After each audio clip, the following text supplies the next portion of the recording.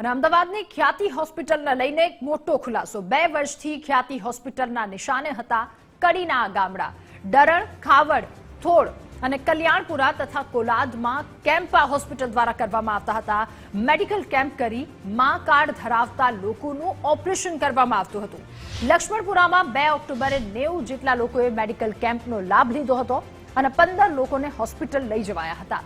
4 દર્દીના ઓપરેશન જેમાંથી કરવામાં આવ્યા। 5 માર્ચ 2023ના રોજ ખાવડ પ્રાથમિક શાળામાં કેમ્પ યોજવામાં આવ્યો હતો અને 200માંથી 30 લોકોને સારવાર માટે હોસ્પિટલ લઈ જવાયા। વધુ એક આ પ્રકારનો કિસ્સો સામે આવ્યો કારણ કે આ હોસ્પિટલના નિશાને 2 વર્ષથી કડીના આ તમામ ગામડા હતા, જેમાં નામ સામે આવ્યું છે ડરણ, ખાવડ, થોડ, કલ્યાણપુરા અને કોલાદમાં તેના દ્વારા કેમ્પ કરવામાં આવ્યું મા કાર્ડ ધરાવતા લોકો કે જેમનું ઓપરેશન કરવામાં આવ્યું। લક્ષ્મણપુરામાં 2 ઓક્ટોબરે 90 જેટલા લોકોનો મેડિકલ કેમ્પ યોજ્યો અને 15 લોકોને હોસ્પિટલ લઈ જવાયા હતા, જેમાંથી 4 દર્દીના ઓપરેશન કર્યા હતા। વધુ માહિતી મેળવીશું। ફોન લાઈન પર જોડાઈ ચૂક્યા છે સંવાદદાતા મુકેશ જોશી। મુકેશ, અમદાવાદની ખ્યાતિ હોસ્પિટલને લઈને વધુ એક ખુલાસો। કડીના આસપાસના તમામ ગામડા તેના નિશાને હતા।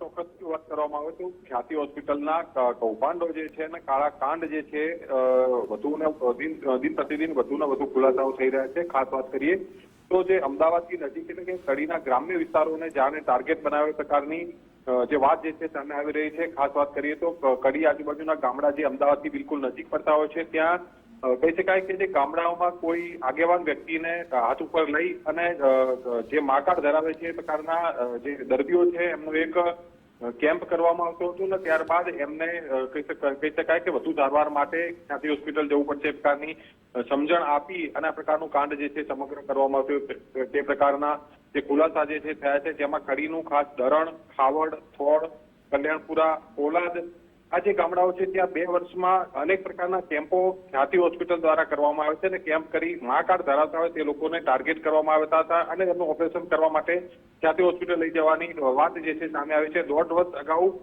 ખાવડ ગામના એક વૃદ્ધનું ઓપરેશન કરાયું હતું અને થોડા દિવસ બાદ જ આ વૃદ્ધનું કહી શકાય કે ઓપરેશન બાદ એનું અવસાન થયું છે। ગામની વાત કરીએ તો 2 ઓક્ટોબરે કેમ્પમાં 90 લોકો તે ભાગ લીધો હતો, જેમાંથી 15 લોકોને હોસ્પિટલ લઈ ગયા હતા, જે ખ્યાતિ હોસ્પિટલ જે અમદાવાદ છે ત્યાં લઈ ગયા હતા, જેમાં 4 લોકોના ઓપરેશન કરવામાં આવ્યા। જોકે તેમાંથી કોઈનું અવસાન થયું નથી, પરંતુ 5 માર્ચ 2023 ખાવડ પ્રાથમિક શાળામાં 200 લોકોએ કેમ્પમાં ભાગ લીધો હતો અને 30 લોકોએ 6 માર્ચે હોસ્પિટલ લઈ જવાયા હતા। એટલે કહી શકાય કે જે કડી જે ખ્યાતિ હોસ્પિટલ એમને એક પ્રકારનો ટાર્ગેટ કર્યો હતો કે ગ્રામ્ય વિસ્તાર એટલે કે કડીના ગામડાઓ જે છે અમદાવાદથી બિલકુલ નજીક પડતા હોય છે અને એવા લોકોને ટાર્ગેટ કર્યા હતા અને એમાં પણ ખાસ જે મા કાર્ડ ધરાવતા હોય એમની સારવાર અને એમની ટ્રીટમેન્ટ આપવાનું નક્કી કરી લીધું હતું અને મા કાર્ડ ધરાવતા જે પેશન્ટો છે એમને કોઈ તકલીફ હોય કે ના હોય, પરંતુ ઓપરેશનનું કહી અને એમને ડરાવી અને એમને હાથ ઉપર લઈને આ પ્રકારના ઓપરેશન કરીને જે ખ્યાતિ હોસ્પિટલ છે એના પોતાના કારનામા જે છે શરૂ કર્યા હતા, પરંતુ 2 લોકોના મોત બાદ જે છે મહેસાણાનું આરોગ્ય વિભાગ પણ જાગ્યું છે અને આ પ્રકારના આંકડાઓ જે છે તપાસ કરી એક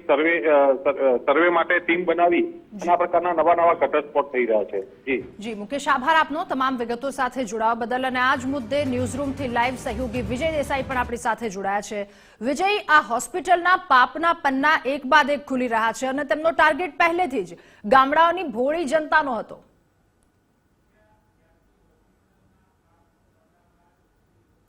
કારણ કે તેનું પાપ છાપરે ચડીને પોકાર્યું છે।